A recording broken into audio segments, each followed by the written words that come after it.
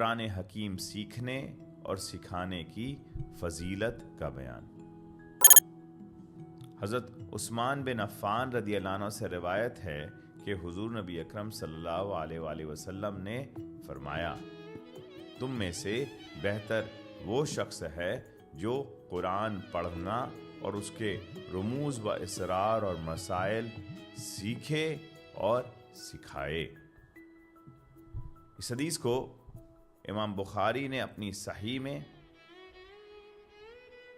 مزید اسے نسائی نے اپنی سنن میں، ابن ماجہ نے بھی سنن میں لایا ہے۔ اگلی حدیث حضرت عاصم بن کلیب اپنے والد سے روایت کرتے ہیں کہ حضرت علی بن ابی طالب رضی اللہ عنہ نے مسجد میں لوگوں کے قرآن پڑھنے اور پڑھانے کی آوازیں سنی تو آپ رضی اللہ عنہ نے فرمایا، انہیں مبارک ہو، یہ وہ لوگ ہیں جو سب سے زیادہ حضور نبی اکرم صلی اللہ علیہ وسلم کو پسند تھے۔ اس آثار کو امام طبرانی نے معجم الاوسط، ہیشمی نے مجمع الزوائد میں لایا ہے، اور بزار نے اور نووی نے بھی فی التبیان میں لایا ہے۔ آخری حدیث حضرت ابو ہریرہ رضی اللہ عنہ بیان کرتے ہیں کہ حضور نبی اکرم صلی اللہ علیہ وآلہ وسلم نے فرمایا، جو شخص اپنی جوانی میں قرآن سیکھتا ہے تو قرآن اس کے گوشت اور خون میں شامل ہو جاتا ہے، اور جو شخص اس کو بڑی یعنی پختہ عمر میں سیکھتا ہے جبکہ وہ قرآن اس کے ذہن سے بڑھاپے کی وجہ سے نکل جاتا ہے لیکن وہ شخص اسے چھوڑتا نہیں تو اس کے لیے دوگنا اجر ہے۔ اس حدیث کو امام بہقی نے شعب الایمان و سنن صغرا میں لایا ہے، اور مزید سے اجلونی نے کشف الخفا میں لایا ہے۔ اور ان ساری حدیثوں کو اور آثار کو حضور سیدی شیخ الاسلام الدکتور پروفیسر ڈاکٹر محمد طاہر القادری مدد اللہ علیہ نے العرفان فی فضائل و آداب القرآن میں جمع کر دیا۔ اب آئیے حدیث سے حاصل ہونے والے چند نکات کی طرف چلتے ہیں۔ پہلی حدیث کی طرف آتے ہیں۔ راوی حضرت عثمان بن عفان رضی اللہ عنہ۔ چند اہم انفارمیشن آپ کی ذات مقدس کے بارے میں۔ سب سے پہلے تو اسلام قبول کرنا اور خدمت دین۔ آپ رضی اللہ عنہ ابتدائی لوگوں میں سے تھے جنہوں نے اسلام قبول کیا۔ آپ رضی اللہ عنہ نے اسلام کی راہ میں بہت سی قربانیاں دیں اور مال و جان سے خدمت کی۔ آپ رضی اللہ عنہ نے 2 ہجرتیں کی، پہلی حبشہ اور پھر مدینہ۔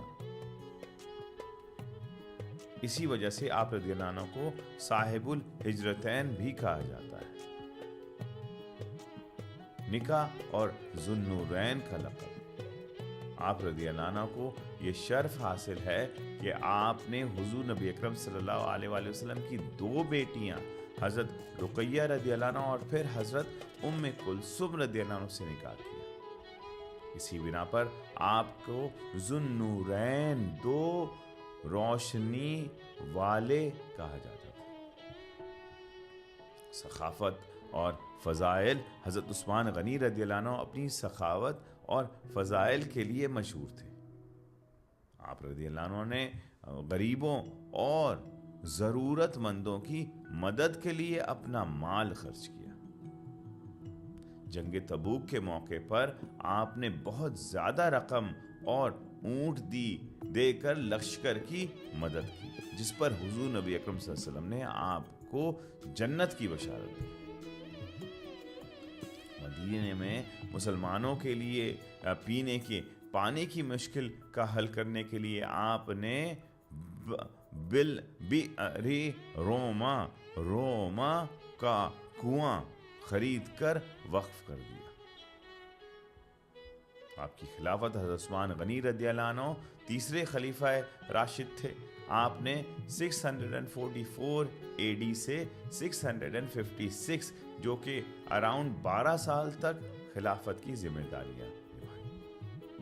آپ کے دور خلافت میں اسلامک سلطنت بہت وسیع ہوئی اور فتح اسکندریہ، آذربائیجان، ارمینیا اور افریقہ جیسے علاقے بھی تک اسلام پہنچ۔ آپ نے قرآن مجید کے ایک معیار پر جمع کرنے کا عظیم کام انجام دیا اور اس کے نسخے جو ہے وہ مختلف اسلامک علاقوں میں بھجوائے تاکہ قرأت میں کوئی اختلاف نہ ہو۔ آپ رضی اللہ عنہ نے اسلامک فوج کے لیے بحری جہازوں کا بیڑا بھی تیار کروایا۔ اب آئیے حدیث کی طرف۔ اس حدیث پاک میں حضرت عثمان غنی رضی اللہ عنہ روایت فرما رہے ہیں آقا علیہ السلام کے اس کلام کو کہ حضور نبی اکرم صلی اللہ علیہ وآلہ وسلم نے فرمایا، تم میں سے بہتر وہ شخص ہے، افضل وہ شخص ہے، فضیلت والا وہ شخص ہے۔ قال خیرکم من امتی، خیر بہتر شخص ہے کون ہے؟ دو کیٹیگری بیان ہوئی۔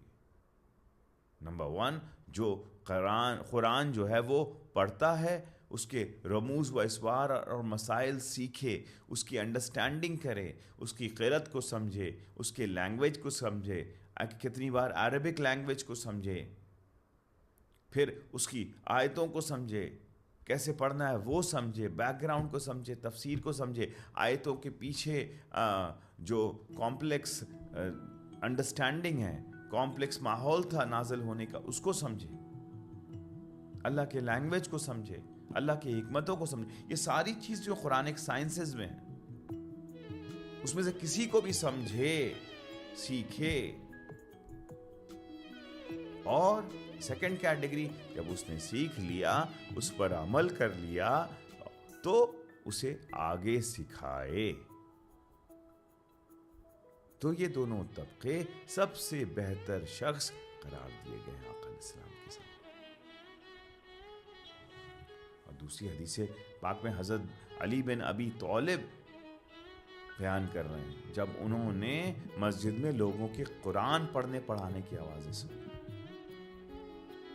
اور وہ صرف وہ بیان ہی نہیں کر رہے ہیں، وہ مبارکباد دے رہے ہیں، کہہ رہے ہیں کہ یہ وہ لوگ ہیں جو سب سے زیادہ حضور نبی اکرم صلی اللہ علیہ وآلہ وسلم کو پسند تھے۔ تاجدار کائنات صلی اللہ علیہ وسلم، اللہ کے نبی محمد مصطفیٰ صلی اللہ علیہ وآلہ وسلم کو پسند تھے، قریب تھے، حضور کے دلوں میں چھائے رہتے تھے۔ کون؟ جو قرآن مجید پڑھے اور پڑھانے والے لوگ تھے۔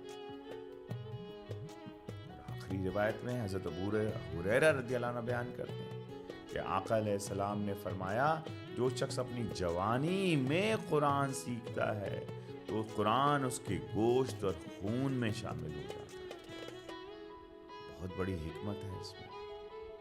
ایج کی وجہ سے، ینگ ایج کی وجہ سے یاد کرنا ایزی ہو جاتا ہے، میموری ایزی ہو جاتا ہے، اور اسے جمع کرنا ایزی ہو جاتا ہے۔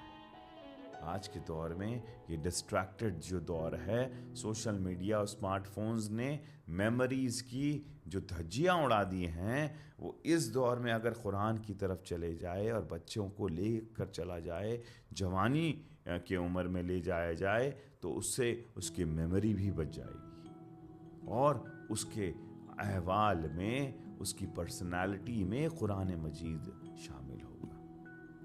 پھر جب وہ سیکھے گا اور جب سمجھے گا، جب بھی زندگی کے کوئی کام کرے گا، تو وہ قرآن مجید کے معیار پر ڈھل کر ریاکشن کرے گا۔ اور پھر دو اجر والے لوگوں کو بتایا، ایک تو جوان تھے، اور دوسرے جو ہیں جو عمر رسیدہ ہو گئے ہیں، جو بڑی عمر کے ہو گئے ہیں۔ اب آف کورس جب بڑی عمر کے لوگ ہوتے ہیں تو بہت ساری پرابلمز ہوتی ہیں، ڈیمنشیا ہوتا ہے، میموری ایشوز ہو جاتے ہیں، لوگ بھول جاتے ہیں۔ ہاں مگر اس کے میموری ہیلتھ وائز ایشوز جو ہے وہ اس کے سامنے نہیں آتا، پھر بھی وہ انتھک جد و جہد قرآن مجید سیکھنے میں لگاتا ہے. کبھی درس قرآن میں جاتا ہے، کبھی آن لائن سیکھتا ہے، کبھی بیٹھتا ہے، کبھی پڑھتا ہے، کبھی سمجھتا ہے، کبھی ٹرانسلیشن سمجھتا ہے. تو اس کے لیے حضور نبی اکرم صلی اللہ علیہ وآلہ وسلم نے کیا بشارت دی؟